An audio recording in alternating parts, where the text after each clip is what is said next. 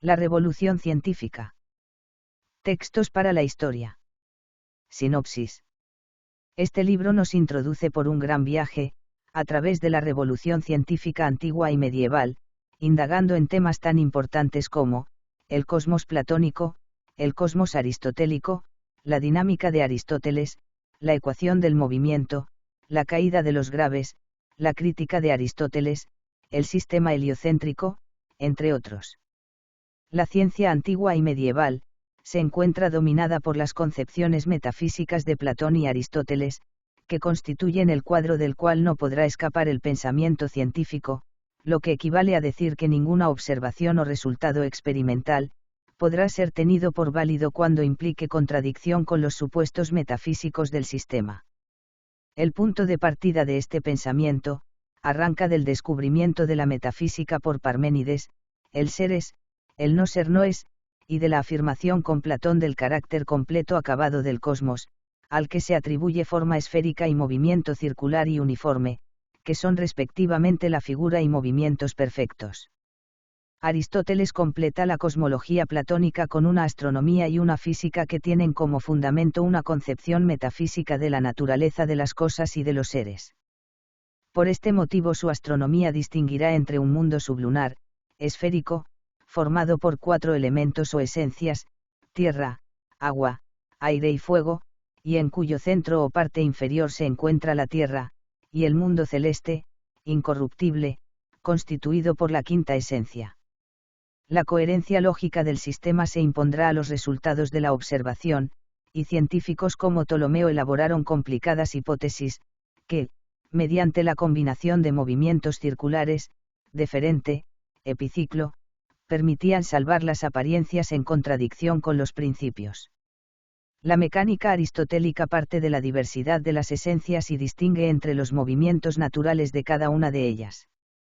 La dirección de un movimiento natural depende únicamente de la esencia del cuerpo y, dado que en el mundo existe una parte superior y otra inferior, distinguirá dos movimientos simples, ascendente y descendente, reflejo de las correspondientes cualidades de las esencias, ligereza o pesadez, cualidades relativas entre sí, por cuanto el aire es pesado en la región del fuego y ligero en las del agua y la tierra.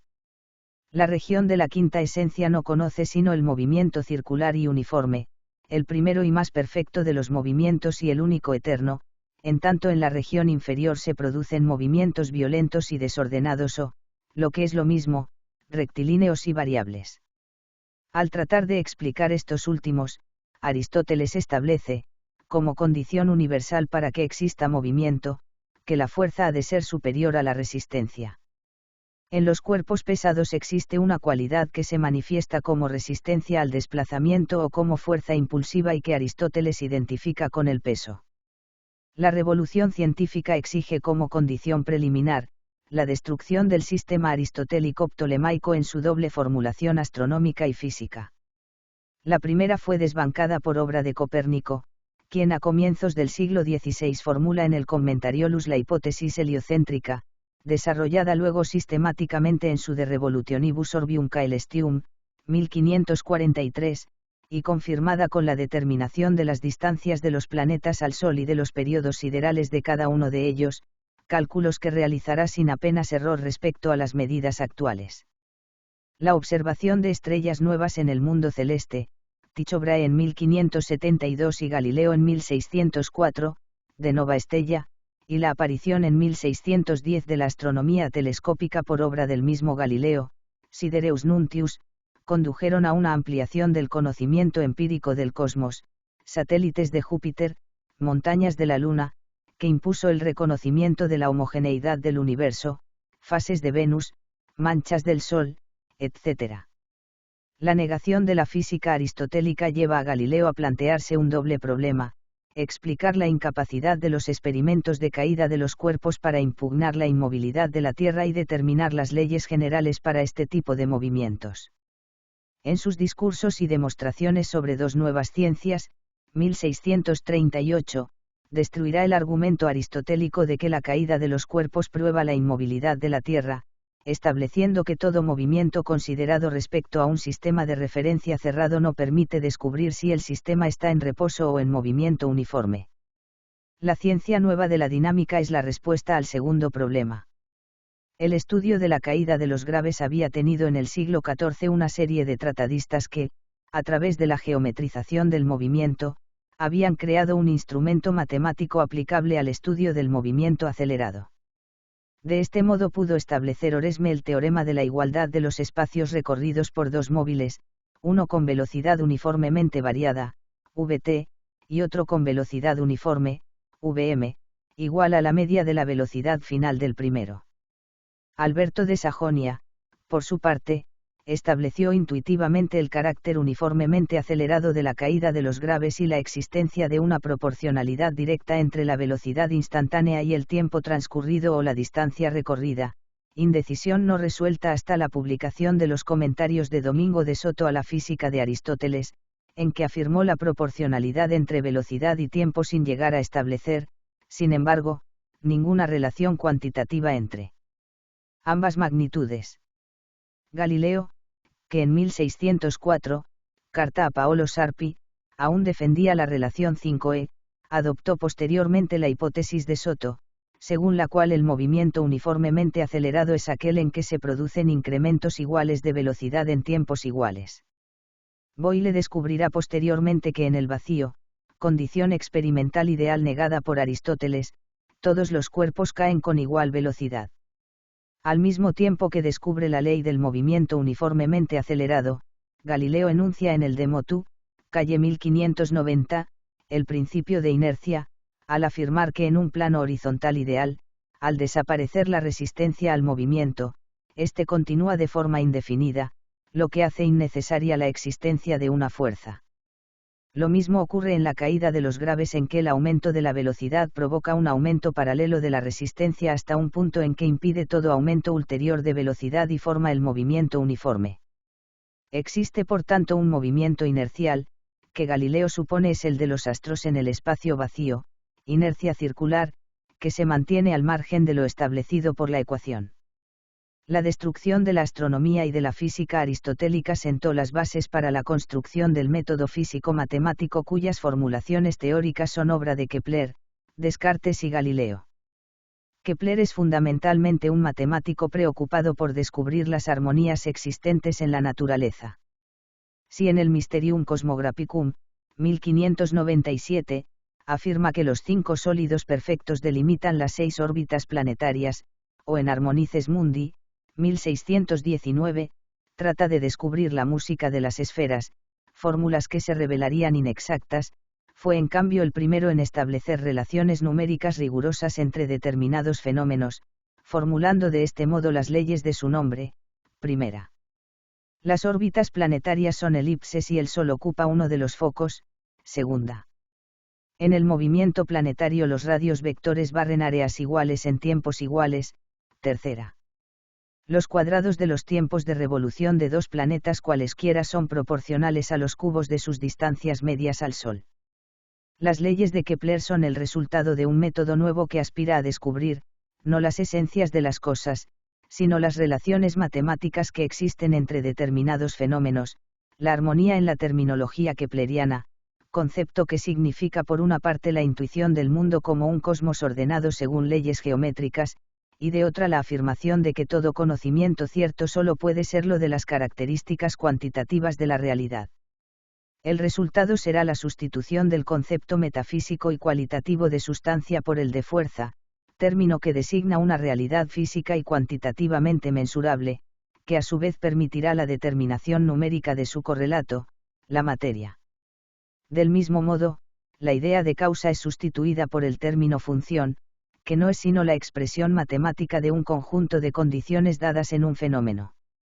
Las consecuencias últimas del nuevo método serán la eliminación, por cuanto no pueden medirse, de todos los factores inmateriales en la explicación científica, y el abandono de toda explicación finalista de la realidad y una nueva formulación del concepto de ley natural, concebida como la relación cuantitativa que el intelecto descubre en los fenómenos. Frente al filósofo que trata de captar la esencia de la realidad, Kepler y con él el científico moderno, con aspiraciones más modestas, observación de lo mesurable y determinación de relaciones matemáticas entre fenómenos, se siente superior por la exactitud de su conocimiento frente a la imprecisión del saber filosófico. Con la invención del análisis por Galileo, el método científico alcanza fórmulas que conservan plena vigencia en el presente. Al igual que sus predecesores, arranca de la afirmación del carácter armónico del universo, que implica la consonancia entre naturaleza y matemática, por cuanto la primera está constituida únicamente por las cosas verdaderas y necesarias, que sería imposible que se comportasen de otro modo. De tal modo que el conocimiento científico, renunciando a la simple experiencia, teoría de la subjetividad de las cualidades sensibles, al tiempo que abandona toda pretensión de captar las esencias, habrá de reducirse al conocimiento de las leyes generales tal como pueden descubrirse en los fenómenos. No se trata de alcanzar una inducción generalizadora mediante la acumulación de datos concretos, sino de descubrir una relación necesaria que permita una certeza absoluta y objetiva. Para alcanzarla, Galileo distingue entre tres fases o momentos de su método: la intuición o resolución, en que aislamos dentro del fenómeno los elementos simples que lo integran y que captamos de manera intuitiva; la demostración o composición, en que se ordenan tales elementos según una fórmula racional, matemática, que expresa la relación necesaria entre ellos; y finalmente la experiencia, que no tiene más valor que la confirmación de la exactitud del cálculo. La contraposición aristotélica entre forma y materia, idea y fenómeno, geometría y física, como cognoscible e incognoscible respectivamente, queda superada desde el momento en que se prueba la posibilidad de explicar racionalmente cualquier fenómeno, por especificación de los principios generales, que la ciencia descubre. El cálculo de fluxiones de Newton y el infinitesimal de Leibniz surgen precisamente de las exigencias metodológicas de este planteamiento. El método físico-matemático, desde el momento de su aparición, encontrará una confirmación de su validez al aplicarse a campos de investigación distintos de la naturaleza inanimada. El estudio de Motu Cordis, 1628, de W. Harvey, constituye el ejemplo más significativo. La revolución científica tiene su coronación a finales del siglo XVII con la síntesis realizada por Newton, quien, si rechaza toda confianza a priorística en la armonía matemática del universo, hipótesis non fingo, aceptará el método matemático experimental de Galileo sin más variación que tomar los resultados experimentales como punto de partida del análisis. La primera ley de Newton: todo cuerpo continúa en su estado de reposo o de movimiento uniforme o rectilíneo, a menos que sea impelido a cambiar dicho estado por fuerzas ejercidas sobre él, permitió rectificar la teoría de la inercia circular, que servía a Galileo para explicar el movimiento de los planetas. En cada punto de su órbita, cada planeta tiende por inercia, fuerza centrífuga, a seguir la tangente, y para que continúe en su órbita es necesaria una fuerza, centrípeta, dirigida hacia el centro y de tal intensidad que su composición con la fuerza centrífuga determina la órbita del planeta. El cosmos platónico. He aquí cómo de estos cuatro elementos ha sido formado el cuerpo del mundo. Lleno de armonía y de proporción, sostiene por naturaleza esta amistad, mediante la cual está tan íntimamente unido consigo mismo, que ningún poder le puede disolver, como no sea aquel que ha encadenado sus partes. Para componer el mundo ha sido precisa la totalidad de cada uno de los cuatro elementos.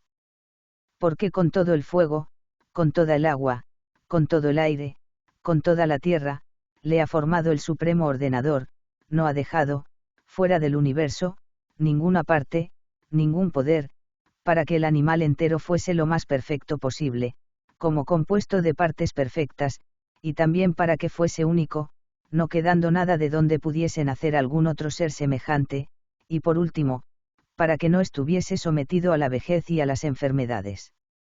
Dios sabe, en efecto, que los principios que unen los cuerpos, lo caliente y lo frío y todos los agentes de gran energía, si llegan a rodearles exteriormente y a unirse a ellos fuera de tiempo, ocasionan inmediatamente las enfermedades y la decrepitud, y los hacen perecer.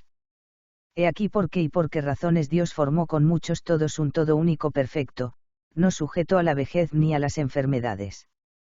En cuanto a la forma, le dio la más conveniente y apropiada a su naturaleza, porque la forma más conveniente a un animal, que debía encerrar en sí todos los animales, solo podía ser la que abrazase todas las formas. Así pues, dio al mundo la forma de esfera, y puso por todas partes los extremos a igual distancia del centro, prefiriendo así la más perfecta de las figuras y la más semejante a ella misma, porque pensaba que lo semejante es infinitamente más bello que lo de semejante. Y alisó con cuidado la superficie de este globo por varios motivos. El mundo no tenía, en efecto, necesidad de ojos, puesto que nada queda que ver en el exterior, ni de oídos, porque nada queda fuera que escuchar. Sin aire exterior, ¿qué necesidad tenía de respirar? Tampoco tenía necesidad de ningún órgano, ni para recibir los alimentos, ni para arrojar el residuo de la digestión, porque cómo podía entrar ni salir en él cosa alguna, cuando nada tiene que admitir ni desechar. El mundo encuentra su nutrimiento en sí mismo, en sus propias pérdidas, y todas sus maneras de ser, activas y pasivas, nacen de él y en él. El autor de las cosas ha creído que el mundo sería más perfecto, bastándose a sí mismo, que no necesitando el auxilio de otro. ¿Para qué dar manos a quien nada tiene que coger ni desechar? Dios no se las dio, como no le dio pies, ni nada de lo necesario para andar. Le aplicó un movimiento apropiado a la forma de su cuerpo, aquel de los 7 que más relación tiene con la inteligencia y el pensamiento. Quiso, por consiguiente, que el mundo girase sobre sí mismo en torno de un mismo punto, y con un movimiento uniforme y circular. Le negó los demás movimientos, privándole así de medios para andar errante de un punto para otro. Y como para realizar esta especie de evolución no hacen falta pies, le creó sin pies y sin piernas. Fundado en estas razones el Dios, que existe eternamente, meditando en el Dios que existiría un día, le dio un cuerpo liso, uniforme, con extremos igualmente distantes del centro, completo, perfecto y compuesto de cuerpos perfectos. El cosmos aristotélico. Es absurdo no admitir que en el cielo hay un arriba y un abajo, como algunos postulan, pretenden en efecto, que no hay arriba ni abajo puesto que es igual en todas las direcciones y cada cual, partiendo de cualquier punto llegará a ser antípoda de sí mismo. Pero nosotros llamamos arriba a la extremidad del universo que está arriba por su posición y es primaria por su naturaleza. Y si el cielo tiene una extremidad y un centro resultará que tendrá también un abajo y un arriba, como comúnmente se dice, aunque con insuficiente fundamento, pues se admite que el cielo no es igual en todas sus direcciones y que solo hay el hemisferio que está encima de nosotros.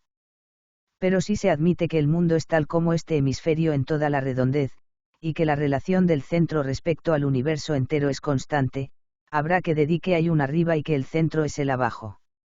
La dinámica de Aristóteles.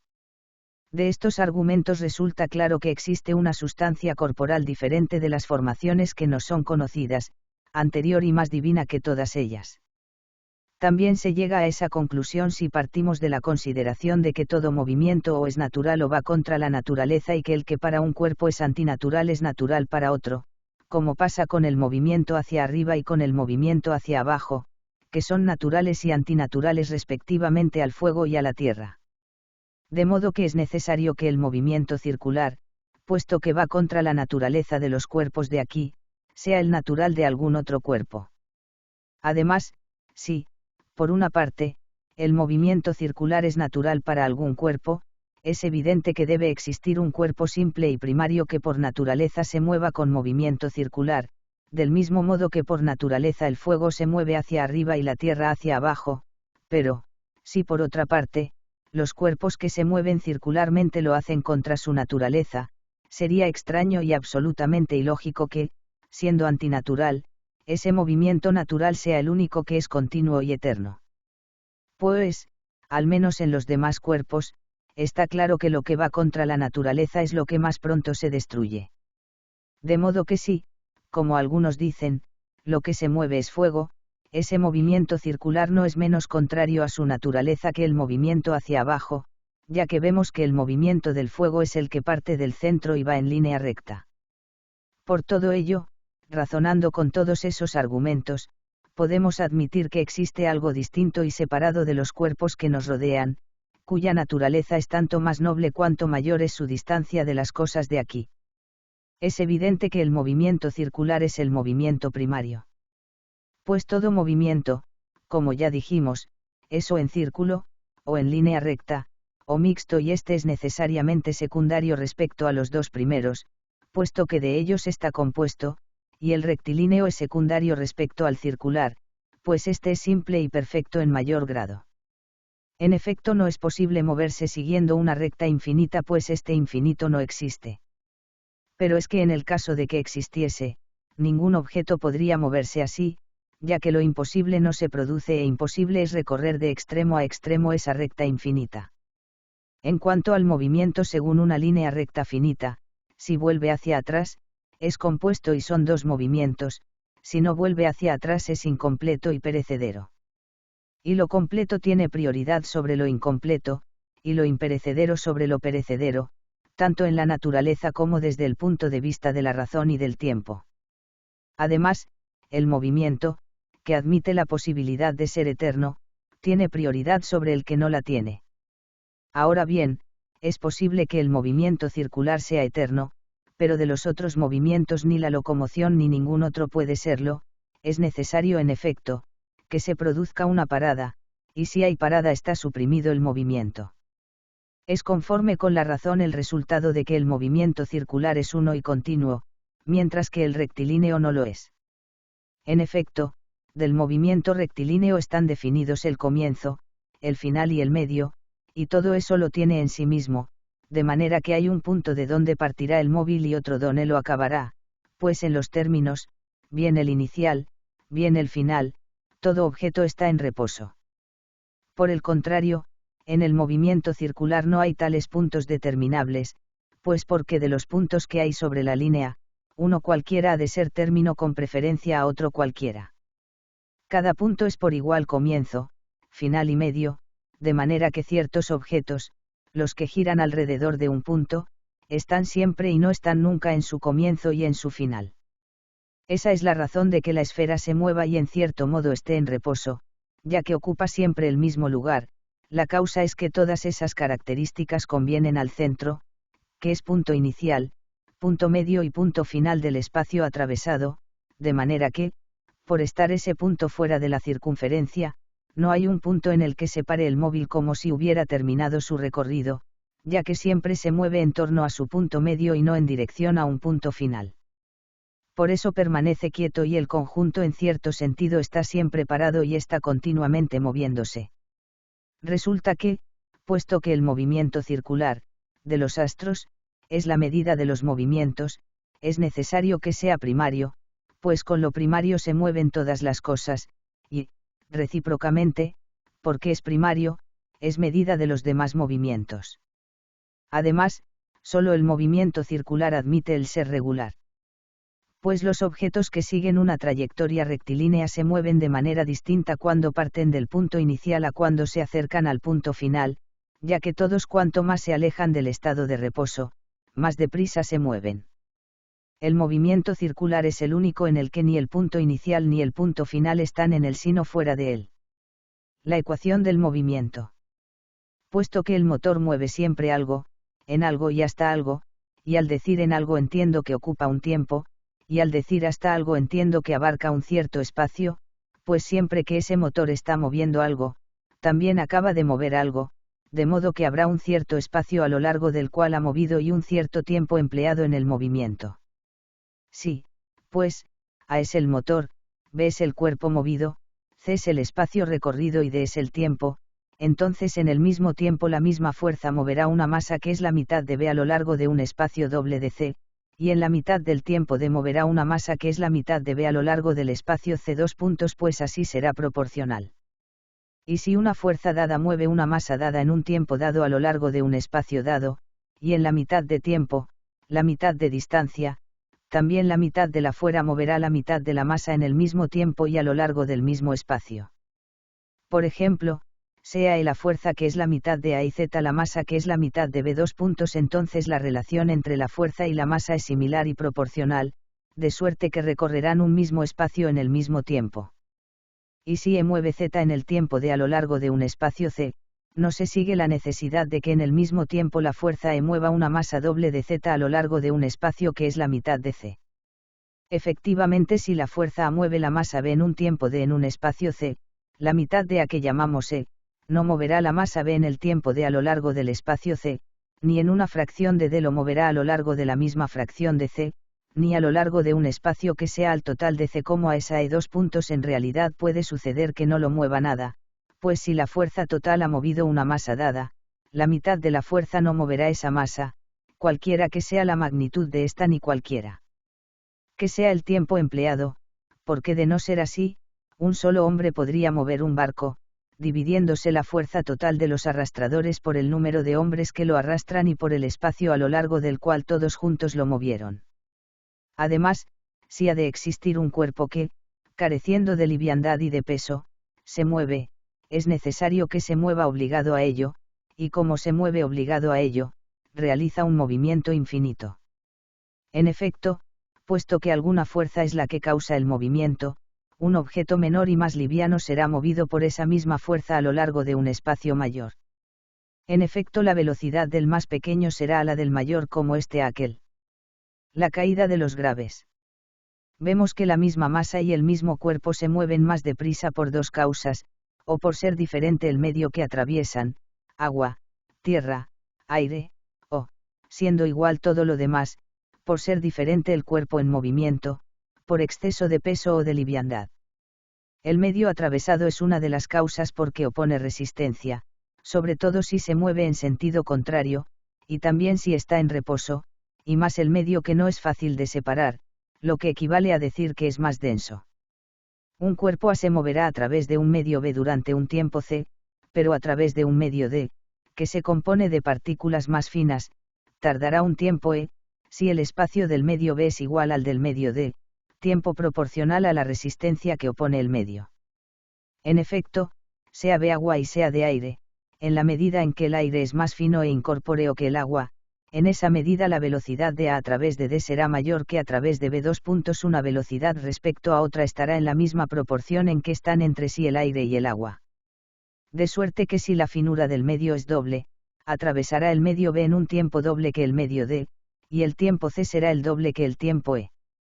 Y siempre la velocidad del móvil será mayor cuanto más incorpóreo, menos resistente y más divisible sea el medio atravesado. Vemos que aquellos cuerpos cuya fuerza es mayor, trátese de fuerza de gravedad o de fuerza de liviandad, siendo iguales sus formas, recorren el mismo espacio con velocidad mayor, proporcional a la relación en que están sus tamaños respectivos. Ecuación de la caída de los graves. Pues bien, por las siguientes razones resulta claro que es imposible que haya un peso infinito. En efecto, si un peso dado recorre un espacio dado en un tiempo dado, un peso mayor recorre ese mismo espacio en un tiempo menor, y los tiempos estarán en proporción inversa con los pesos.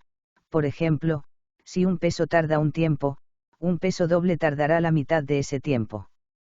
Supongamos, en efecto, un objeto A carente de peso, y otro B dotado de peso, y supongamos, además, que el carente de peso recorre el espacio CD y que B en el mismo tiempo recorre el espacio Comunidad Europea, que será mayor puesto que B tiene peso.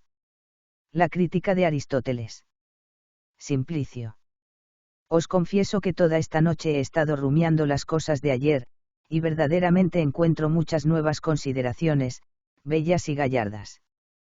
Con todo me veo en gran aprieto por la autoridad de tantos grandes escritores y en particular. Vos movéis la cabeza y os burláis, como si yo dijese alguna enormidad. Sagredo. Me burlo solamente, pero creedme que estallo al forzarme por retener risas mayores, porque me habéis hecho remembrar un caso bellísimo, al cual me hallé presente, no ha muchos años, junto con algunos otros nobles amigos míos, los cuales os podría nombrar aún. Salviati. Bueno será que vos lo contéis, y de este modo el señor Simplicio no continuará creyendo haber sido él a moveros a risa. Sagredo. Soy contento. Cierto día me hallé en casa de un médico muy estimado en Venecia, donde algunos por sus estudios y otros por curiosidad se reunían a veces para ver algunos cortes anatómicos, por mano de uno verdaderamente no menos docto que práctico y diligente anatomista. Y aconteció aquel día que estaban buscando el origen y nacimiento de los nervios, sobre los cuales hay una famosa controversia entre los médicos galenistas y los peripatéticos. Y mostrando el anatómico como partiendo del cerebro y pasando por la nuca el grandísimo mazo de los nervios se iba luego distendiendo por la espina dorsal y ramificándose por todo el cuerpo, y que solamente un hilo sutilísimo como una fibra llegaba al corazón, se volvió a un gentilhombre que él conocía como filósofo peripatético, y por la presencia del cual había con diligencia extraordinaria descubierto y mostrado el todo, le preguntó si quedaba bien convencido y seguro que el origen de los nervios venía del cerebro y no del corazón. A lo cual el filósofo, después de haber permanecido un momento sobre ello, respondió: me habéis hecho ver esta cosa tan patente y abierta, que si el texto de Aristóteles no fuese contrario, pues dice claramente que los nervios nacen del corazón, preciso sería por fuerza confesarla por verdadera. Simplicio. Señores, quiero que sepáis que esta disputa del origen de los nervios no está en absoluto tan definida y decidida, como quizás alguno se persuade. Sagredo. Ni jamás estará segura, mientras tengamos contradictores semejantes. Pero eso que decís no disminuye la extravagancia de la respuesta del peripatético, el cual contra una tan sensata experiencia no adujo otras experiencias a razones de Aristóteles, sino la autoridad y el puro ipse dixit. El sistema heliocéntrico. Nuestros antepasados supusieron la existencia de un gran número de esferas terrestres, por la necesidad de explicar el movimiento aparente de los planetas por el principio de regularidad. Encontraban enteramente absurdo que un cuerpo celeste, que es una esfera perfecta, no se moviera siempre uniformemente. Veían que conectando y combinando movimientos regulares de forma diversa podrían hacer que cualquier cuerpo pudiese ocupar cualquier posición. Calipo y Eudoxo, que trataron de resolver el problema mediante el empleo de esferas concéntricas, fueron incapaces de calcular todos los movimientos planetarios. Aspiraba a explicar no solamente las revoluciones aparentes de los planetas sino también el hecho de que esos cuerpos parecían a veces ascender en los cielos, y otras descender, hecho que es incompatible con el principio de concentricidad. Por tanto, parecía mejor emplear ruedas excéntricas y epiciclos, sistema que finalmente aceptó la mayoría de los estudiosos. Sin embargo, las teorías planetarias de Ptolomeo y muchos otros astrónomos, aunque conformes con los datos numéricos, parecían presentar dificultades no pequeñas. Porque estas teorías no se adecuaban, a menos de imaginar también ciertos ecuantes, entonces sucedía que un planeta no se movía con velocidad uniforme ni en su deferente ni cerca del centro de su epiciclo. De aquí que un sistema de esta clase no parecía ni completo ni convincente. Consciente de estos defectos, he considerado a menudo si existía tal vez una distribución más razonable de los círculos, desde la cual derivara toda aparente desigualdad y en la que todo se moviera uniformemente alrededor de su propio centro, como la regla del movimiento absoluto requiere. Después de dirigir mi atención a este problema verdaderamente difícil y casi insoluble, pensé al fin que podría resolverlo con muchas menos y mucho más simples construcciones de las usadas anteriormente, si se me permitieran algunos supuestos, que se llaman axiomas. Estos son los siguientes. Supuestos. 1. No hay un centro de todos los círculos o esferas celestes. 2. El centro de la Tierra no es el centro del universo, sino solamente de la gravedad y de la esfera lunar. 3. Todas las esferas giran alrededor del Sol, y por tanto el Sol es el centro del universo. 4. La razón entre la distancia de la Tierra al Sol y la altura del firmamento es menor que la relación entre el radio de la Tierra y la distancia de ésta al Sol, tanto menor cuanto que la distancia desde la Tierra al Sol es despreciable en comparación con la altura del firmamento. 5. Cualquier movimiento que aparece en el firmamento deriva no de un movimiento del firmamento sino de un movimiento de la Tierra. La Tierra juntamente con sus elementos circundantes realiza una rotación completa sobre sus polos fijos en un movimiento diario mientras que el firmamento y el más alto cielo permanecen inalterables. 6. Lo que nos parecen movimientos del Sol derivan no de su movimiento sino del de la Tierra y nuestra esfera, con la cual giramos alrededor del Sol como cualquier otro planeta. La Tierra tiene, por tanto, más de un movimiento. 7. El movimiento retrógrado y directo aparente de los planetas deriva no de su movimiento sino del de la Tierra. El movimiento de la Tierra sola basta, por tanto, para explicar tantas desigualdades aparentes en los cielos. La astronomía telescópica.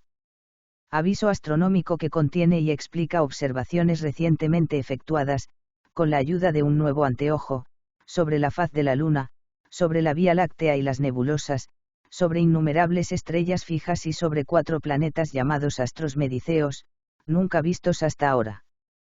Grandes cosas en verdad propongo a la observación y contemplación de cuantos estudian la naturaleza, en este breve tratado. Grandes digo, por la excelencia de la materia misma, y por la novedad jamás oída en los siglos, y finalmente por el instrumento mediante el cual estas mismas cosas se han revelado a nuestros sentidos. Grande cosa es ciertamente, que a la inmensa multitud de las estrellas fijas que hasta hoy se podían contar con las facultades naturales, podamos añadir y manifestar al ojo humano otras innumerables, jamás vistas anteriormente, y que superan al número de las antiguas y conocidas en más de 10 veces.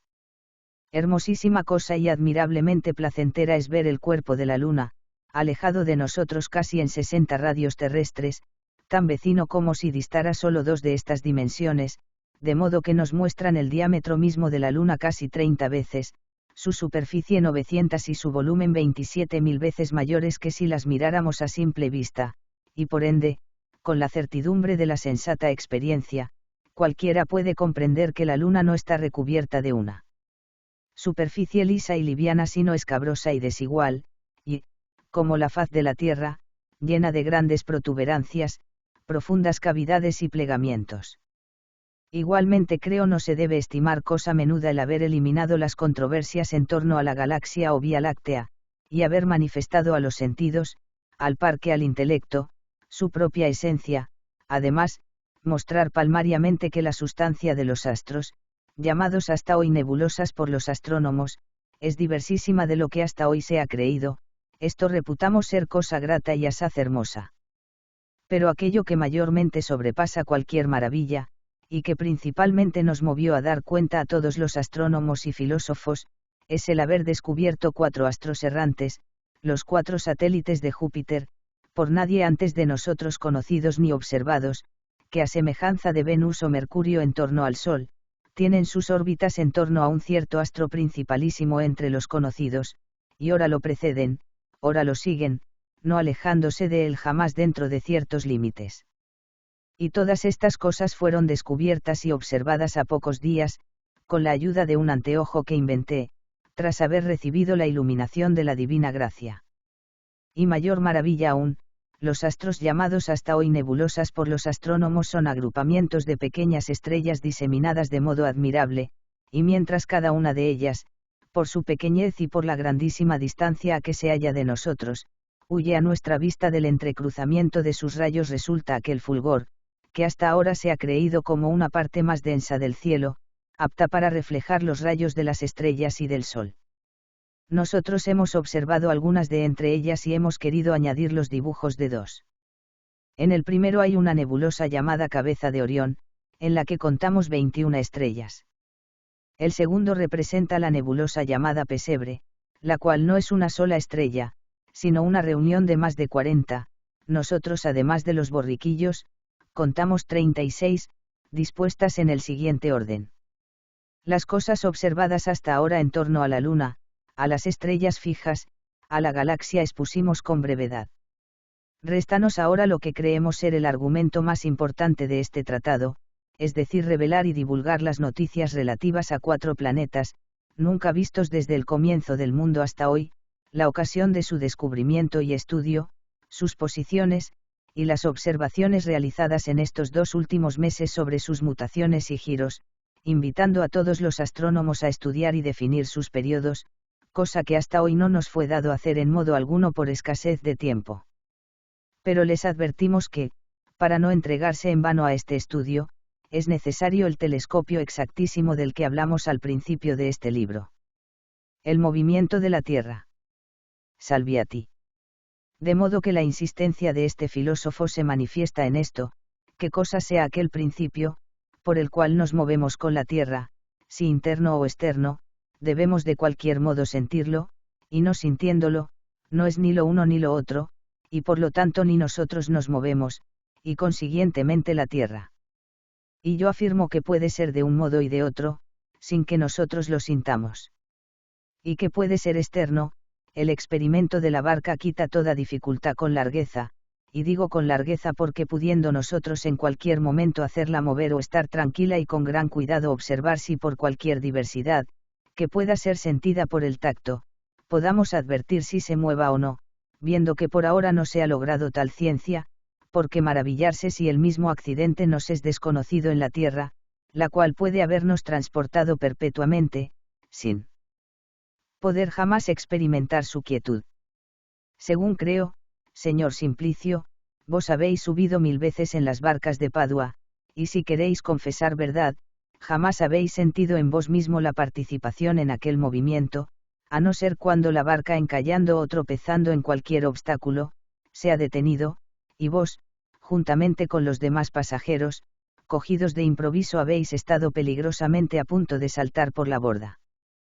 Preciso sería que el globo terráqueo encontrase un obstáculo que lo detuviera, que entonces os aseguro os daríais cuenta del ímpetu que en vos reside, cuando por él os veríais lanzado hacia las estrellas. Es cierto que, con otro sentido, pero acompañado del discurso, podéis advertir el movimiento de la barca, quiero decir con la vista, mientras miráis los árboles y las edificaciones puestas en el campo, los cuales estando separados de la barca, parecen moverse en sentido opuesto. Pero si con una experiencia tal, queréis permanecer convencido, sobre el movimiento terrestre, os diré que miréis a las estrellas, que por esto os parece se muevan en contrario. El maravillarse luego, de no sentir un tal principio, supuesto que fuese interno nuestro, es pensamiento poco razonable. Porque si nosotros no advertimos tal símil que nos viene de fuera y que frecuentemente se huye, ¿por qué razón deberíamos sentirlo, cuando inmutablemente reside continuamente en nosotros? Surge ahora algo contra este primer argumento. La dinámica galileana. Vamos a instituir una ciencia nueva sobre un tema muy antiguo. Tal vez no haya, en la naturaleza, nada más antiguo que el movimiento, y acerca de él son numerosos y extensos los volúmenes escritos por los sabios, filosofis. Sin embargo, entre sus propiedades, symptomatum, que son muchas y dignas de saberse, encuentro yo no pocas que todavía no han sido observadas ni demostradas hasta ahora. Se ha fijado la atención en algunas que son de poca importancia, como por ejemplo, que el movimiento natural, libre, de los graves en descenso se acelera continuamente, sin embargo, no se ha hallado hasta ahora en qué proporción se lleva a cabo esta aceleración, pues nadie, que yo sepa, ha demostrado que los espacios que un móvil en caída y a partir del reposo recorre en tiempos iguales retienen entre sí la misma razón que tiene la sucesión de los números impares a partir de la unidad. Se ha observado que las armas arrojadizas o proyectiles describen una línea en cierto modo curva, sin embargo, nadie notó que esa curva era una parábola. Yo demostraré que esto es así, y también otras cosas muy dignas de saberse, y, lo que es de mayor importancia, dejaré expeditos la puerta y el acceso hacia una vastísima y prestantísima ciencia, cuyos fundamentos serán estas mismas investigaciones, y en la cual, ingenios más agudos que el mío, podrán alcanzar mayores profundidades. Porque cuando yo observo que una piedra al descender de una altura, partiendo del reposo, adquiere continuamente nuevos incrementos de velocidad, porque no he de creer que tales aditamentos se efectúan según el modo más simple y más obvio para todos. Porque, si observamos con atención, ningún aditamento, ningún incremento hallaremos más simple que aquel que se sobreañade siempre del mismo modo. Lo veremos fácilmente si paramos mientes en la gran afinidad que hay entre el tiempo y el movimiento. Porque así como la uniformidad del movimiento se define y se concibe por medio de la uniformidad de los tiempos y de los espacios, pues al movimiento le llamamos uniforme, cuando espacios iguales son recorridos en tiempos iguales, así también, por medio de la igualdad de los intervalos del tiempo, podemos concebir los incrementos de la velocidad simplemente agregados, entendiendo que ese movimiento es acelerado uniformemente y del mismo modo continuamente, siempre que en cualesquiera tiempos iguales se le vayan sobreañadiendo aditamentos iguales de velocidad. De modo que si, tomado un número cualquiera de intervalos iguales de tiempo, A contar desde el primer instante en que el móvil abandona el reposo y comienza el descenso, la velocidad, adquirida durante el primero más el segundo intervalo de tiempo, es doble de aquella que el móvil adquirió durante el primer intervalo solo. La velocidad que adquiere durante 3 intervalos de tiempo, es triple, y la que adquiere en 4, cuádruple de la velocidad del primer tiempo. De modo que, para más clara comprensión, si el móvil continuara su movimiento uniformemente con la velocidad adquirida en el primer intervalo de tiempo, este movimiento sería 2 veces más tardo que aquel que hubiera alcanzado con la velocidad adquirida en 2 intervalos de tiempo. Y así, no parece repugnar a la recta razón el admitir que el incremento de la velocidad se efectúa según la extensión del tiempo, de donde, la definición del movimiento que vamos a tratar, puede ser la siguiente: llamo movimiento igualmente o uniformemente acelerado aquel que, a partir del reposo, va adquiriendo incrementos iguales de velocidad durante intervalos iguales de tiempo. Leyes de la dinámica. Teorema 1. Proposición 1. El tiempo, en que un móvil recorre un espacio con movimiento uniformemente acelerado a partir del reposo, es igual al tiempo en que el mismo móvil recorrería ese mismo espacio con movimiento uniforme, cuya velocidad fuera subdupla, mitad, de la mayor y última velocidad, final, del anterior movimiento uniformemente acelerado. Teorema 2. Proposición 2. Si un móvil con movimiento uniformemente acelerado desciende desde el reposo, los espacios recorridos por él en tiempos cualesquiera, están entre sí como la razón al cuadrado de los mismos tiempos, es decir, como los cuadrados de esos tiempos. Corolario 1. De aquí se deduce con toda evidencia que, si en tiempos iguales, tomados sucesivamente desde el primer instante o comienzo del movimiento, tales como ad, d, ef, fg, se recorrieren los espacios hectolitros, lm, manganeso, ni, estos espacios estarán entre sí, como los números impares a partir de la unidad, es decir, como 1, 3, 5, 7. Simplicio. Aristóteles, si mal no recuerdo, se rebela contra ciertos filósofos antiguos que introducían el vacío como necesario para el movimiento, diciendo que no podía efectuarse este sin aquel. En contraposición con esto, Aristóteles demuestra que, por el contrario, la realización del movimiento, según veremos, destruye la afirmación del vacío. Su procedimiento es el siguiente. Hace 2 suposiciones. La primera es de 2 móviles de distinta gravedad, moviéndose en idéntico medio; la segunda es de un mismo móvil, moviéndose en distintos medios. En cuanto a la primera, supone que los móviles de distinta gravedad se mueven en un medio idéntico con diferentes velocidades, que mantienen entre sí la misma proporción que sus respectivos pesos, de modo que un móvil, por ejemplo, 10 veces más pesado que otro, se moverá con velocidad 10 veces mayor. En la segunda suposición, acepta que las velocidades de un mismo móvil, en diferentes medios, tienen entre sí proporción inversa de la que tienen las condensaciones o densidades de tales medios, de modo que si la condensación del agua, por ejemplo, fuese 10 veces mayor que la del aire, pretende que la velocidad en el aire debe ser 10 veces mayor que la velocidad en el agua. De este segundo supuesto saca él su demostración en esta forma: puesto que la tenuidad del vacío supera en grado infinito a la corporeidad, por tenue que ella sea, de cualquier medio pleno, todo móvil que en el medio pleno recorra cualquier espacio durante cualquier tiempo, en el vacío tendría que moverse instantáneamente, pero un movimiento instantáneo es imposible, luego es imposible que se dé el vacío en virtud del movimiento. Salviati. Como se ve, el argumento es ad hominem, es decir, contra los que admitían el vacío como necesario para el movimiento. Pero si yo concediese que el argumento es concluyente, y concedo simultáneamente que en el vacío no se da movimiento, la posición del vacío tomado absolutamente y no en relación al movimiento, no queda invalidada.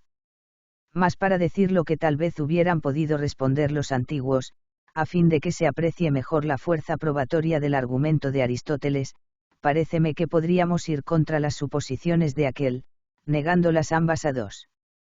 En cuanto a la primera, dudo mucho que Aristóteles haya jamás sometido a experimento, si es verdad que 2 piedras, una 10 veces más pesada que la otra, dejadas caer al mismo tiempo desde una altura, supongamos de 100 codos, fuesen de tal modo diferentes en sus velocidades que, al llegar a tierra la mayor, nos halláramos con que la menor no había descendido más de 10 codos.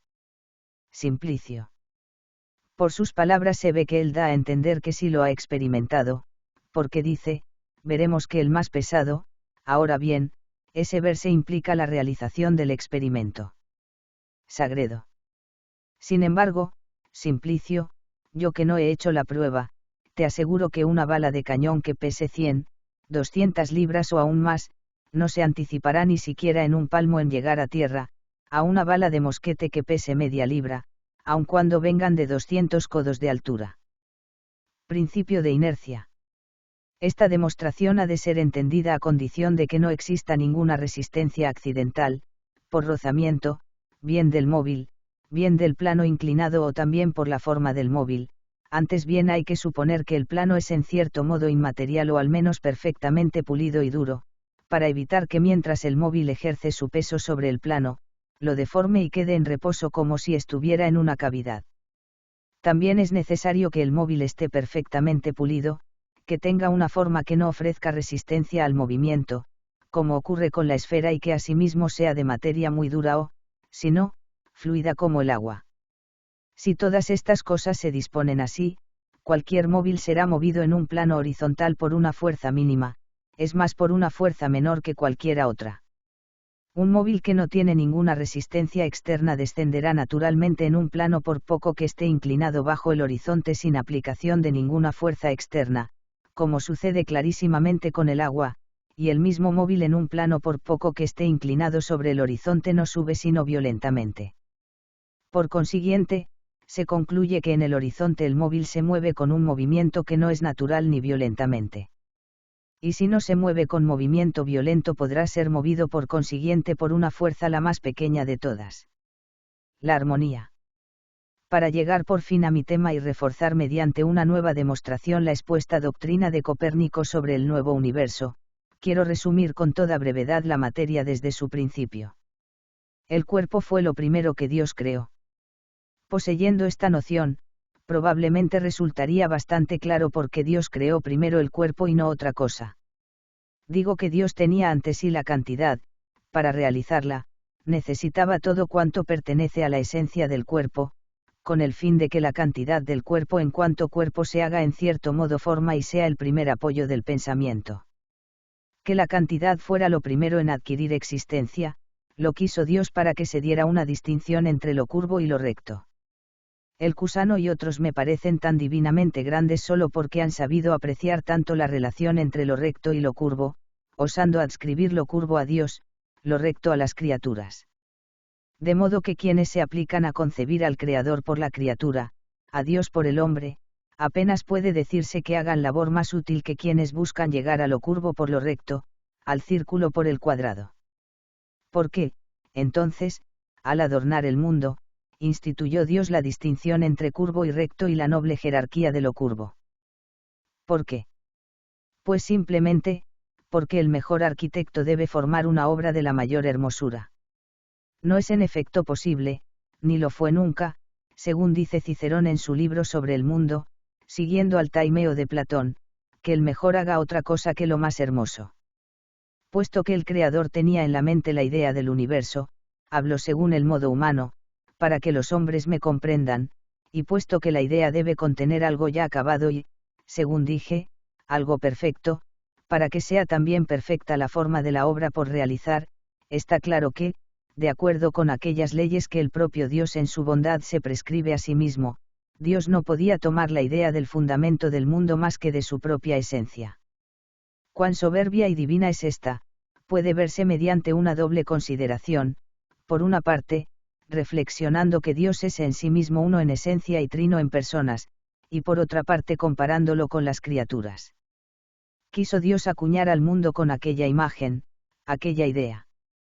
Para que el universo fuera el mejor y más hermoso posible, para que pudiera recibir la impronta de aquella idea, el omnisciente Creador formó la magnitud y concibió las cantidades, cuya entera esencia se halla en cierto modo encerrada en la distinción entre los dos conceptos de lo curvo y lo recto, y precisamente, en la forma arriba expresada, lo curvo ha de representarnos a Dios.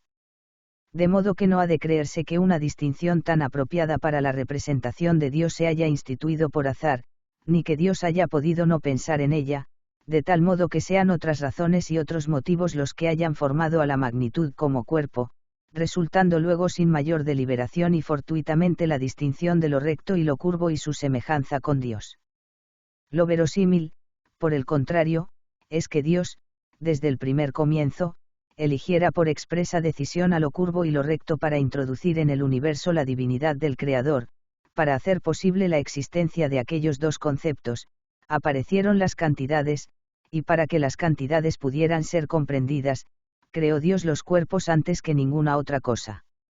Veamos ahora cómo el perfecto Creador ha aplicado dichas cantidades en la edificación del universo, y lo que nuestras consideraciones nos permiten suponer como probable acerca de su proceder. Compararemos de este modo a las antiguas con las nuevas hipótesis, dando la palma a la que la merezca. La ciencia moderna. Yo agarro, como tú dices, la realidad por la cola, pero la tengo en la mano, tú aspiras, es cierto, a agarrarla por la cabeza, pero solamente en sueños. Yo me doy por satisfecho con los efectos, es decir, con los movimientos de los planetas, si tú, por tu parte, crees que vas a poder descubrir en sus causas proporciones armónicas tan transparentes como las que yo he descubierto en sus órbitas, no me resta más que desearte suerte en tu empeño y deseármela a mí en la comprensión de lo que buscas, si es que realmente puedo llegar algún día a comprenderlo. Subjetividad de las cualidades sensibles. Pero quiero primero hacer un examen de lo que llamamos calor, cuya idea corriente, según mi opinión, dista mucho de la verdad, pues se supone que es un accidente, afección y cualidad verdadera que se halla realmente en la cosa que percibimos como caliente. Afirmo, sin embargo, que me siento efectivamente constreñido a pensar que un pedazo de materia o sustancia corpórea está por naturaleza limitado y tiene una figura determinada, que con relación a otros es grande o pequeño, que está en este o en aquel lugar, ahora o después, que está en movimiento o en reposo, que está o no en contacto con otro cuerpo, que es simple o compuesto. En suma, la imaginación no puede separar al cuerpo de estas condiciones. Pero mi espíritu no se ve forzado a reconocer que el cuerpo esté necesariamente acompañado por condiciones tales como blanco o rojo, amargo o dulce, sonoro o mudo, agradable o desagradable. Así, si los sentidos no la acompañaran, tal vez la razón o la imaginación por sí misma nunca habrían llegado a ellas. Por eso pienso que, por el lado del objeto en que parecen existir, estos sabores, olores, colores, no son nada más que meros nombres. Estas cualidades se encuentran únicamente en el cuerpo, de manera que si desapareciera el animal quedarían aniquiladas y abolidas. Sin embargo, cuando les ponemos nombres particulares, diferentes de los que corresponden a los accidentes reales y primarios, tenemos la propensión a creer que existen tan real y verdaderamente como estos. Un ejemplo explicará más claramente lo que quiero decir. Paso la mano, primero por una estatua de mármol, después por un hombre. Los efectos de la mano, considerada en sí misma, son los mismos, trátese de uno u otro objeto, accidentes primarios, a saber, el movimiento y el tacto, pero el cuerpo animado que sufre esa operación experimenta varias afecciones según las diferentes partes que se tocan, así si se toca la planta del pie, la rodilla o la axila, además de contacto, el cuerpo siente lo que se llama cosquilleo. Ahora bien, esta sensación es enteramente nuestra, y no pertenece a la mano en absoluto. Y me parece que mucho errarían quienes afirmasen que la mano posee en sí misma, además del movimiento y el tacto, una facultad diferente de ellas, la facultad del cosquilleo. De este modo el cosquilleo sería un accidente que existe en la mano. Si se frota con un pedazo de papel o una pluma una parte cualquiera de nuestro cuerpo se tiene en ambos casos la misma operación, esto es movimiento y contacto, pero si el contacto se produce entre los ojos, en la nariz o bajo sus ventanas provoca un cosquilleo intolerable, aunque en otra parte sea difícil sentirlo. Ahora bien, el cosquilleo está en nosotros y no en la pluma, de forma que si desapareciera el cuerpo animado y sensitivo no sería nada más que un mero nombre. Estas cualidades, sabor, olor, color, etc., atribuidas a los cuerpos naturales no poseen, en mi opinión, otra existencia que esta. La nueva ciencia. Salviati, muy aguda es esta objeción. Para refutarla, debemos hacer una distinción filosófica, que el concepto de entendimiento se dice en dos sentidos, a saber, uno intensivo y otro extensivo, extensivamente, es decir, en relación a la multitud de las cosas por conocer, cuyo número es infinito, la razón humana no es nada, ni lo sería, aunque conociera 1000 verdades, ya que 1.000.000 no es más que cero en comparación con lo infinito.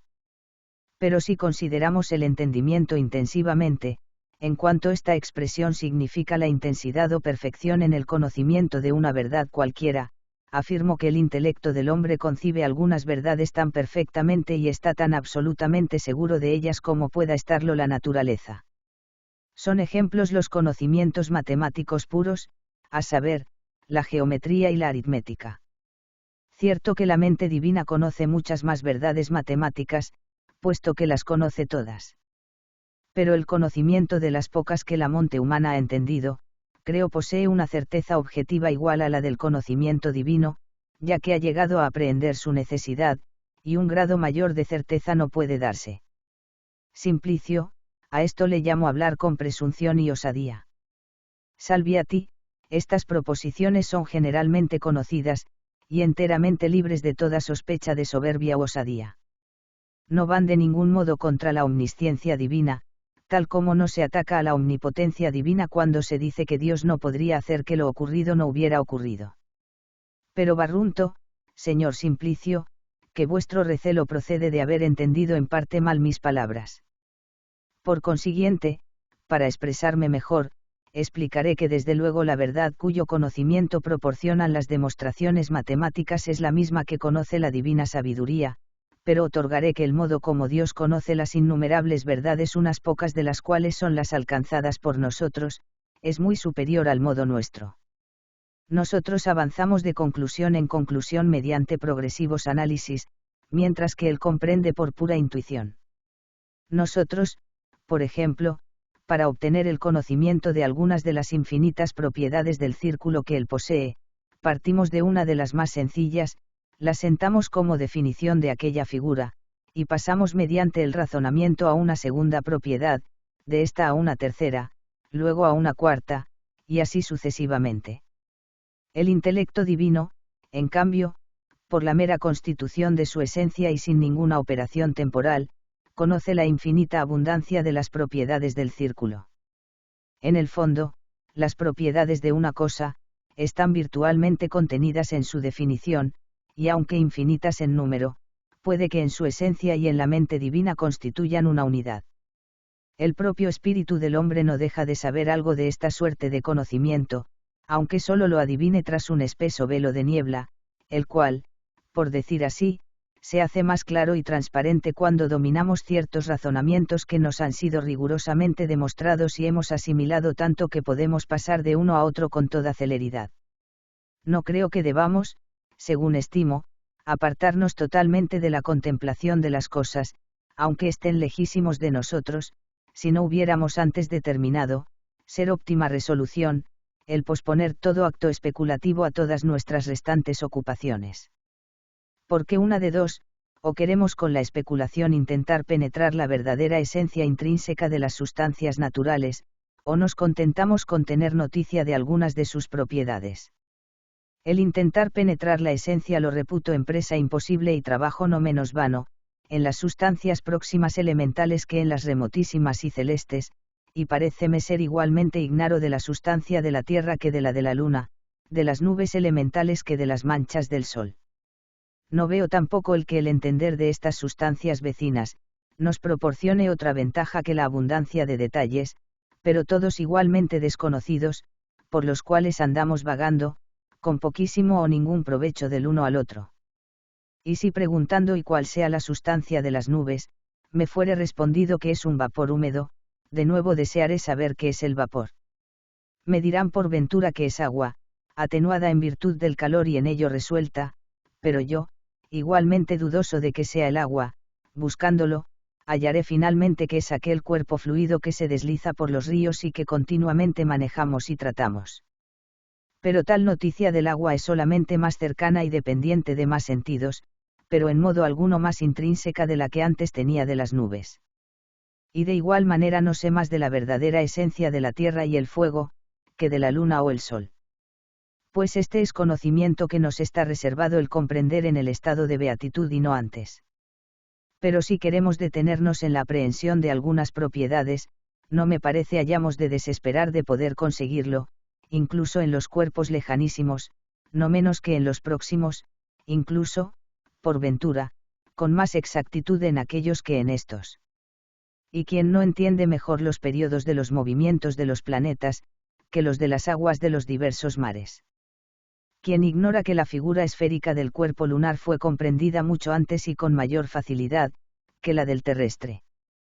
Y no es cosa controvertida aún, si la misma Tierra permanece inmóvil o va vagando, mientras estamos certísimos de los movimientos de no pocas estrellas. De donde quiero inferir que sí sería vano el intentar la investigación de la sustancia de las manchas solares, no quita el que algunas de sus propiedades, como el lugar, el movimiento, la figura, el tamaño, la opacidad, la mutabilidad, la producción y el disolvimiento, no puedan ser aprehendidas por nosotros, y servirnos después de medios para poder filosofar en torno a otras condiciones de las sustancias naturales más controvertidas, las cuales alzando finalmente al objeto de nuestras fatigas, es decir, al amor del divino artífice, nos conserven la esperanza de poder aprehender en él, fuente de luz y de verdad, cualquier otra certeza. El experimento. En un cabrio o si se quiere en un tablón, corrente, de madera de unos 12 codos de longitud, y de ancho, en un sentido, medio codo, y en el otro 3 dedos, en esa menor anchura se había excavado un canalito, poco más ancho de un dedo, habiéndose excavado muy derecho, y después de haberlo revestido, para que estuviera bien pulido y liso, con un pergamino tan pulido y lustrado como fue posible, hacíamos descender por él una bola de bronce, durísima, bien redonda y pulida, una vez colocado dicho tablón inclinado, por haber elevado sobre la horizontal uno de sus extremos, una braza o dos a capricho, se dejaba, como digo, descender por dicho canalito la bola, anotando del modo que después diré, el tiempo que empleaba en recorrerlo todo, repitiendo el experimento muchas veces, para medir con toda exactitud el tiempo, en el cual jamás se encontraba una diferencia ni siquiera de la 10ª parte de una pulsación. Efectuada y establecida con toda precisión esta operación, hacíamos descender la misma bola solamente por la 4ª parte de la longitud de ese canal, y medido el tiempo de su caída, nos encontrábamos con que era siempre exactísimamente la mitad de la anterior. Y haciendo luego experimentos con otras partes, al cotejar después el tiempo de toda la longitud con el tiempo de la mitad, o de los 2/3, o de los 3/4, o, en conclusión, con el tiempo de cualquier otra división, por medio de experiencias más de 100 veces repetidas, nos encontrábamos siempre con que los espacios recorridos eran entre sí como los cuadrados de los tiempos, y esto en todas las inclinaciones del plano, o sea del canal por el cual se hacía descender la bola, ahí. Observamos también que los tiempos de las caídas por diversas inclinaciones mantienen perfectamente entre sí la proporción que les fue asignada y demostrada por el autor, según veremos más adelante. Para la medida del tiempo, teníamos un gran cubo de agua puesto en alto, el que por una finísima espita que tenía soldada en el fondo derramaba un hilillo de agua que íbamos recogiendo en un vasito, durante todo el tiempo que la bola descendía por el canal o por algunas de sus partes. Las pequeñas cantidades de agua, recogidas de este modo, eran pesadas de tiempo en tiempo con una sensibilísima balanza, de modo que las diferencias y las proporciones de sus pesos, nos daban las diferencias y las proporciones de los tiempos, y esto con tal exactitud, que como ya lo he dicho, tales operaciones repetidas muchísimas veces, jamás se diferenciaban de un modo apreciable. La nueva biología. El movimiento del corazón se efectúa de esta manera. Primero se contrae la aurícula, y en esa contracción arroja la sangre que contenía, en la que abunda, como cabeza que es de las venas y depósito y cisterna de la sangre, al ventrículo del corazón, lleno el corazón se levanta, pone en tensión inmediatamente todas las fibras, contrae los ventrículos y produce el latido, este latido lanza acto seguido a las arterias la sangre procedente de la aurícula, el ventrículo derecho a los pulmones a través del vaso que se llama vena arteriosa, pero que en realidad tanto por su constitución como por su función y en todos los respectos es una arteria, y el ventrículo izquierdo a la aorta y, a través de las arterias, a todo el cuerpo. Estos dos movimientos, el de las aurículas y el de los ventrículos, se realizan seguidos, con tal armonía y ritmo, por así decirlo, que parece que ambos son simultáneos y que existe un solo movimiento, sobre todo en los animales más cálidos cuando se hallan agitados por un movimiento rápido. Es lo mismo que ocurre en las máquinas donde, moviendo una rueda a otra, parecen moverse todas a la vez, y en el aparato mecánico que se emplea en las escopetas donde, por la compresión de una lengüeta, cae un pedernal que golpea el acero empujándolo, se produce así fuego que cae a la pólvora se enciende, se esparce por el interior, se produce una explosión, sale volando la bala, y penetra en el blanco, y todos estos movimientos, por su rapidez, parecen tener lugar al mismo tiempo. Como en un abrir y cerrar de ojos. Supongamos, ya por el pensamiento, ya mediante un experimento, la sangre que contiene el ventrículo izquierdo en su dilatación, cuando está repleto, sea 2 onzas, 3 onzas, 1 onza y media, yo encontré en un cadáver más de 2 onzas, supongamos igualmente cuánto menos contiene en el momento mismo de la contracción, o cuánto se contrae el corazón y cuánta menos capacidad tiene el ventrículo en la contracción misma o en las contracciones mismas, cuánta sangre arroja la arteria magna, que arroja siempre algo se ha demostrado en el capítulo 3, y todos reconocen que lo hace en la sístole, convencidos de ello por el mecanismo de las válvulas, y séanos lícito suponer, mediante una conjetura verosímil, que penetra en la arteria la cuarta, la quinta o la sexta parte, o por lo menos la octava. Así, supongamos que en el hombre se arrojan, con cada pulsación del corazón, media onza, o 3 dracmas, o 1 dracma de sangre que no puede volver al corazón debido al impedimento de las válvulas. El corazón en media hora da más de 1000 pulsaciones, en algunos, y algunas veces, 2, 3 o 4000. Multiplicando por esta cifra las dracmas se verá que en una media hora pasan del corazón a las arterias 3000 dracmas, o 2000, o 500 onzas, o una proporción semejante de sangre, siempre una cantidad mayor de la que puede hallarse en todo el cuerpo. Y así, haciendo el cálculo, según la cantidad de sangre transmitida, que podemos conjeturar de modo seguro, y contando las pulsaciones, parecería que toda la cantidad de la masa sanguínea pasa en media hora de las venas a las arterias a través del corazón y, del mismo modo, a través de los pulmones. Supongamos que esto no ocurre en media hora, sino en 1 hora, o en un día. En todo caso, resulta manifiesto que el corazón transmite continuamente, mediante su pulsación, más sangre de la que puede suministrar el alimento ingerido o de la que las venas contienen a la vez. Séanos ya lícito dar nuestra opinión sobre la circulación de la sangre exponiéndola de un modo general.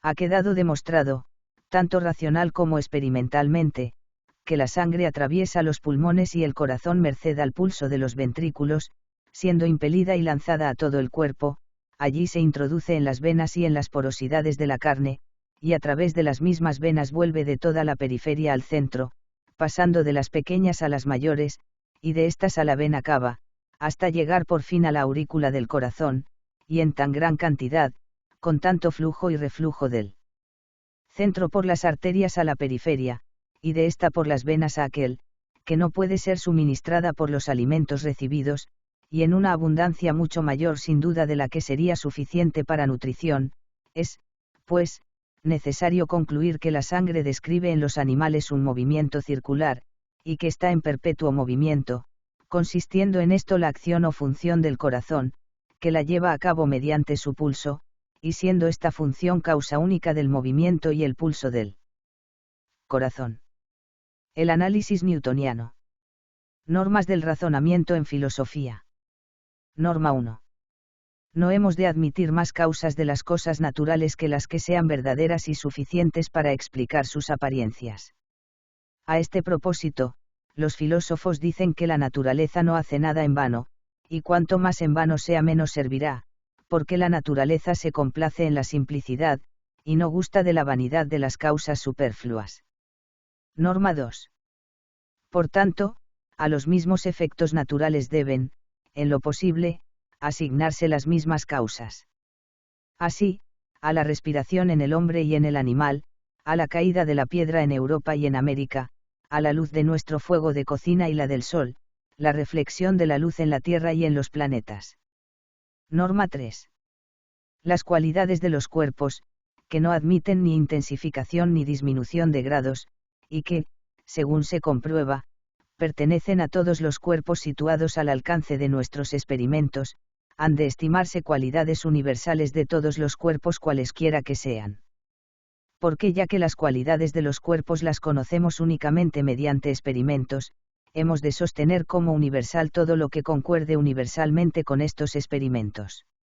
No hemos de sacrificar por ello de ningún modo la evidencia de los experimentos a los sueños y vanas ficciones de nuestros proyectos, ni hemos de desviarnos de la analogía de la naturaleza que acostumbra a ser simple, y siempre en consecuencia consigo misma. No tenemos otro modo de conocer la extensión de los cuerpos que nuestros sentidos, y ni siquiera estos la alcanzan en todos los cuerpos, pero como percibimos la calidad de extensión en todo lo que es sensible, en consecuencia, la adscribimos universalmente a todos los demás cuerpos también. Que numerosos cuerpos son duros, lo conocemos por la experiencia, y como la dureza del todo deriva de la dureza de las partes, inferimos en consecuencia la dureza de las partículas individidas, no solamente de los cuerpos que experimentamos sino también de todos los demás. Que todos los cuerpos son impenetrables, lo deducimos no por la razón sino por la sensación. Los cuerpos que manipulamos los encontramos impenetrables y de ahí concluimos que la impenetrabilidad es una propiedad universal, de todos los cuerpos. Que todos los cuerpos son movibles, y dotados de cierto poder, que llamamos inercia, para perseverar en su movimiento o en su descanso, lo podemos inferir solamente de propiedades semejantes observadas en los cuerpos que hemos visto. La extensión, dureza, impenetrabilidad, movilidad e inercia del todo, resulta de la extensión, dureza, impenetrabilidad, movilidad, e inercia de las partes, y de aquí concluimos que las mínimas partículas de todos los cuerpos han de ser también todas ellas, extensas, duras, impenetrables y movibles, y dotadas de su propia inercia. Y este es el fundamento de toda filosofía. Además, el hecho de que las divididas pero contiguas partículas de los cuerpos pueden separarse unas de otras, es objeto de observación, y, en las partículas que permanecen individidas, nuestra mente es capaz de distinguir todavía partes más pequeñas, como se demuestra matemáticamente. Pero si las partes así distinguidas y no divididas todavía, pueden, mediante los poderes de la naturaleza, dividirse y separarse una de otra, no podemos determinarlo ciertamente. Sin embargo, si tuviéramos la prueba de que una partícula individida, al romper un cuerpo duro y sólido, sufre una división, podríamos, en virtud de esta regla, concluir que tanto las partículas individidas como las divididas pueden dividirse y separarse hasta el infinito. Finalmente, si aparece universalmente, mediante experimentos y observaciones astronómicas, que todos los cuerpos cercanos a la Tierra gravitan hacia ella y en proporción a la cantidad de materia que contienen, que, del mismo modo, la Luna de acuerdo a la cantidad de su materia, gravita hacia la Tierra, que, por otra parte, nuestro mar gravita hacia la Luna, y que los planetas lo hacen unos hacia otros, y los cometas de forma parecida hacia el Sol, debemos, en consecuencia, deducir universalmente que todos los cuerpos se hallan dotados de un principio de gravitación mutua. Porque el argumento de las apariencias concluye con más fuerza en favor de la gravitación universal de todos los cuerpos que en favor de su impenetrabilidad, de la que, entre los de las regiones celestes, carecemos de experimentos o de cualquier otra forma de observación. No es que afirme que la gravedad es esencial a los cuerpos, por su vis insita no quiero significar nada sino su inercia. Esta es inmutable. Su gravedad disminuye en cuanto que se aleja de la Tierra. Norma 4. En filosofía experimental hemos de considerar proposiciones deducidas por inducción general de fenómenos lo más cuidadosamente posible, no obstante, pueden imaginarse algunas hipótesis contrarias, hasta el momento en que ocurran otros fenómenos que hagan tales proposiciones más precisas, o señalen excepciones a ellas. Debemos seguir esta regla, la de que el argumento de inducción no puede ser eludido mediante hipótesis. Consideradas todas esas cosas, me parece lo más probable que Dios formó en un principio la materia compuesta de partículas sólidas, macizas, duras, impenetrables y movibles, con los tamaños, formas y demás propiedades y en número proporcionado al espacio de modo que fueran más conducentes al fin para que las formó, y que esas partículas primitivas, por ser sólidas, son incomparablemente más duras que cualquiera de los cuerpos porosos compuestos con ellas, tan duras que no se desgastan ni se rompen, porque ninguna fuerza ordinaria sería capaz de dividir lo que el mismo Dios hizo al comienzo de la creación.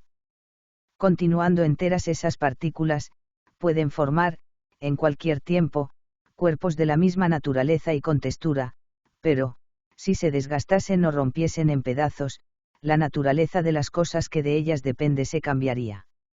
El agua y la tierra compuestas de antiguas partículas desgastadas y de fragmentos de esas partículas no tendrían ahora la misma naturaleza y contextura que el agua y la tierra de los tiempos primitivos, compuestas de partículas enteras. Así, pues, para que subsista la naturaleza, hay que admitir que los cambios de las cosas corpóreas dependen solamente de las variadas separaciones y nuevas agrupaciones de esas partículas permanentes, y que los cuerpos compuestos son susceptibles de romperse no a través de esas partículas sólidas, sino por donde las mismas se juntan, y se hallan en contacto solo en algunos puntos. Me parece también que esas partículas no tienen solamente la vis inertiae, acompañada de las leyes pasivas del movimiento que naturalmente resultan de esa fuerza, sino también que están movidas por ciertos principios activos, como el de la gravedad y el que produce la fermentación y la cohesión de los cuerpos. Esos principios no los considero como cualidades ocultas que se suponga sean un resultado de las formas específicas de las cosas, sino como leyes generales de la naturaleza, mediante las cuales las cosas mismas se forman. La verdad de las leyes se nos aparece por los fenómenos, aunque no se hayan descubierto todavía las causas de las mismas. Estas leyes son cualidades manifiestas, aunque sus causas se hallen ocultas. Los aristotélicos dieron el nombre de cualidades ocultas no a las manifiestas, sino solamente a las que suponían que residen ocultas en los cuerpos y que son causas desconocidas de efectos manifiestos, como serían las causas de la gravedad, de las atracciones magnéticas y eléctricas y de las fermentaciones, si se admite que esas fuerzas o acciones proceden de cualidades desconocidas para nosotros e imposibles de descubrir y ser puestas de manifiesto. Tales cualidades ocultas ponen un límite al progreso de la filosofía natural, y por esto han sido desechadas en los últimos años. Decirnos que cada especie de cosas está dotada de una oculta cualidad específica, mediante la cual actúa y produce efectos manifiestos, es no decir nada, pero establecer, partiendo de los fenómenos, 2 o 3 principios generales del movimiento, y explicar después cómo las propiedades y las acciones de todas las cosas corporales resultan de esos principios manifiestos, sería un gran paso en la filosofía, aunque las causas de esos principios no fuesen conocidas todavía. Por lo tanto, no tengo escrúpulo en proponer los principios del movimiento antes mencionados que tienen una gran generalidad, sin esperar a que sus causas hayan sido descubiertas. En la filosofía natural, lo mismo que en las matemáticas, la investigación de las cosas difíciles por el método del análisis debe preceder siempre al método de composición. Ese análisis consiste en hacer experimentos y observaciones, y en sacar de ellos, mediante la inducción, conclusiones generales, no admitiendo contra estas más objeciones que las tomadas de los experimentos mismos o de las verdades ya establecidas. Las hipótesis no han de ser tomadas en consideración en la filosofía experimental. Aunque los razonamientos inductivos basados en los experimentos y las observaciones no sean una demostración de las conclusiones generales, son, sin embargo, los mejores que, admite la naturaleza de las cosas, y pueden ser estimados de tanta mayor fuerza cuanto más general sea la inducción. Si los fenómenos no presentan ninguna excepción, la conclusión puede ser afirmada con generalidad, pero si posteriormente, en cualquier tiempo, se presenta en los experimentos alguna excepción, puede entonces afirmarse que la conclusión es válida con las excepciones ocurridas. Mediante este método de análisis podemos pasar de los compuestos a sus ingredientes, de los movimientos a las fuerzas que los producen, y, en general, de los efectos a las causas y de las causas particulares a las generales, hasta que el razonamiento llegue a la más general. Este es el método del análisis. La síntesis consiste en admitir las causas como ya conocidas y establecidas como principios, y explicar por ellas los fenómenos que proceden de ellas y demostrar las explicaciones. He explicado hasta aquí los fenómenos celestes y los del mar por la fuerza de la gravitación, pero no he asentado en parte alguna la causa de esta gravitación. Esta fuerza viene de alguna causa que penetra hasta el centro del Sol y de los planetas, sin perder nada de su actividad. No obra según la grandeza de las superficies, como las causas mecánicas, sino según la cantidad de la materia. Su acción se extiende desde todas partes, a distancias inmensas, decreciendo siempre en razón doble de las distancias. La gravedad hacia el Sol se compone de las gravedades hacia cada una de sus partículas, y decrece exactamente, al alejarse del Sol, en razón doble de las distancias y esto hasta la órbita de Saturno, como lo prueba el reposo de los afelios de los planetas, y se extiende hasta los últimos afelios de los cometas, si tales afelios están en reposo. No he podido lograr todavía el deducir de los fenómenos, la razón de estas propiedades de la gravedad, y no imagino hipótesis alguna. Pues todo lo que no se deduce de los fenómenos es una hipótesis y las hipótesis, ya sean metafísicas, físicas o mecánicas o de las cualidades ocultas, no deben ser tomadas en consideración en la filosofía experimental. En esta filosofía, las proposiciones han de deducirse de los fenómenos, y hacerse seguidamente generales por inducción. Así han sido conocidas la impenetrabilidad, la movilidad, la fuerza de los cuerpos, las leyes del movimiento y las de la gravedad. Y basta, pues, que la gravedad exista, y que obre según las leyes que hemos expuesto, y que pueda explicar todos los movimientos de los cuerpos celestes y de los marinos. La fuerza centrípeta. Definición 3. La fuerza que reside en la materia, vis insita, es el poder que ella tiene de resistir. A esta fuerza se debe el que todo cuerpo, persevere por sí mismo en su estado actual de reposo, o de movimiento uniforme en línea recta. Esta fuerza es siempre proporcional a la cantidad de materia de los cuerpos, y no difiere de lo que llamamos la inercia de la materia, más que por la manera de concebirla. Pues la inercia es lo que hace que no se pueda cambiar sin esfuerzo, el estado actual de un cuerpo, ya sea que se mueva, o que esté en reposo. Por ello podemos dar a la fuerza que reside en los cuerpos, el nombre muy expresivo de fuerza de inercia. El cuerpo ejerce dicha fuerza todas las veces que se trata de cambiar su estado actual, y entonces podemos considerarla bajo dos aspectos diferentes, o como resistente, o como impulsiva. Como resistente en tanto el cuerpo se opone a la fuerza que tiende a hacerle cambiar de estado. Como impulsiva en tanto que el mismo cuerpo se esfuerza por cambiar el estado del obstáculo que le opone resistencia. Atribuimos comúnmente la resistencia a los cuerpos en reposo y la fuerza impulsiva a aquellos que se mueven. Pero el movimiento y el reposo, tal como comúnmente se les concibe, no son sino respectivos, pues los cuerpos que creemos en reposo no se hallan siempre en un reposo absoluto. Definición 5. La fuerza centrípeta es la que hace tender los cuerpos hacia algún punto, como hacia un centro, ya sea que sean arrastrados o empujados hacia este punto, o que tiendan hacia él, de un modo cualquiera.